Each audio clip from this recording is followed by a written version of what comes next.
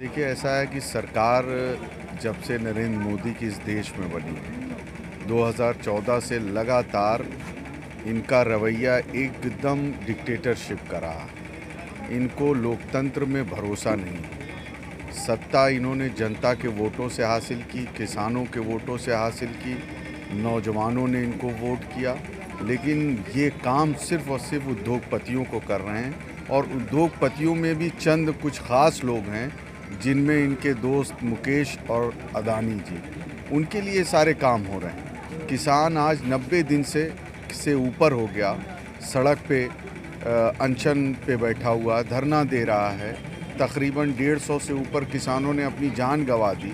पूरे देश के अंदर किसानों के अंदर बेचैनी है इस काले कानून को लेकर, लेकिन इस सरकार की हठधर्मी है कि इस कानून को वो कहते तो हैं किसानों के लिए, लेकिन जब किसान मानने को तैयार नहीं तो ये हटाना नहीं चाहते। कि ऐसा है कि लगातार समाजवादी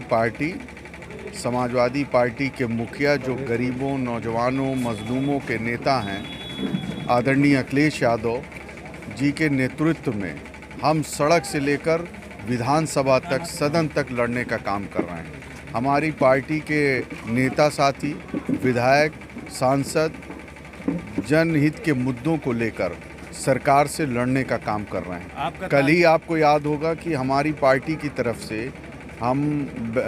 हमारी पार्टी ने सरोजिनी नायडू के जन्म दिवस पर, महिला दिवस के रोज़ पूरे प्रदेश के अंदर महिलाओं का एक घेरा कार्यक्रम आयोजित किया, जिसमें महिलाओं के ऊपर जो उत्पीड़न हो रहा है पूरे प्रदेश के अंदर।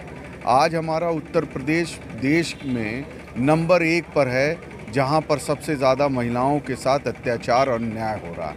उसके खिलाफ हमारी पार्टी लड़ रही है।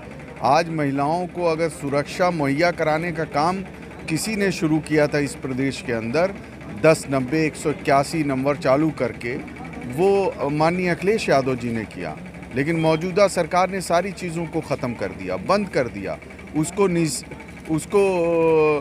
सिस्टम को उन्होंने ख़राब कर दिया। ऐसा है कि हमारा काम है कि मज़लूमों को, दबे कुचले समाज के लोग जिनके ख़िलाफ़ अन्याय हो रहा है, हम उसकी लड़ाई लड़ेंगे। लगातार अपने भाषणों में, लगातार सदन के अंदर हमारे नेता आदरणीय अखिलेश यादव जी ने कहा कि सबसे ज़्यादा कस्टोडियल डेथ अगर कहीं पे हो रही है तो वो उत्तर प्रदेश में हो रही है। और सिर्फ यही नहीं, उत्तर प्रदेश की सरकार जब से बनी है ये ठोको नीति अपनाई हुई है।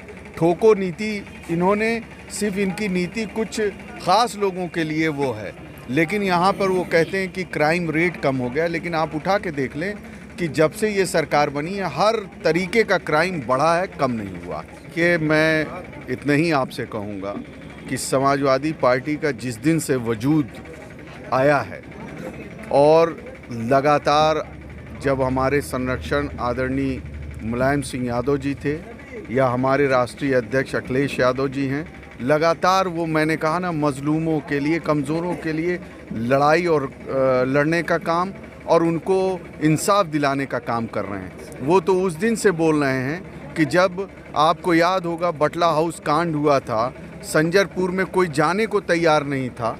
संजरपुर के अंदर एक दहशत, एक ऐसा माहौल था कि जिसको हम बयान नहीं कर सकते। उस वक्त हमारे आदरणीय नेताजी और हमारे नेता अबू आसिम आज़मी साहब, तमाम बड़े बड़े नेताओं ने उस गांव में जाकर अपने लोगों के बीच में उनको हौसला देने का काम किया और कहा कि हम हर वक्त इस लड़ाई को लड़ते रहेंगे जब तक आपको इंसाफ नहीं मिलेगा। लेकिन ऐसी कोई बात नहीं है।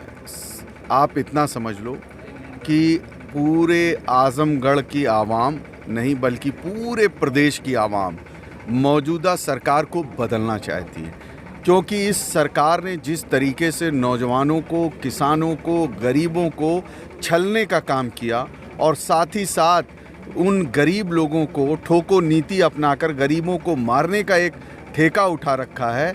इस सरकार की इस नीयत को बदलने के लिए, अच्छी सरकार चलाने के लिए हर वर्ग, चाहे वो हिंदू हो, मुसलमान हो, अगड़े हों, पिछड़े हों, दलित हों, सारे लोग ये देख रहे हैं कि इस प्रदेश का अगर कोई उत्तम प्रदेश बना सकता है, इस प्रदेश की तस्वीर और तकदीर कोई बदल सकता है, तो उसका नाम अखिलेश यादव है और वो अखिलेश यादव जी के साथ खड़े हैं।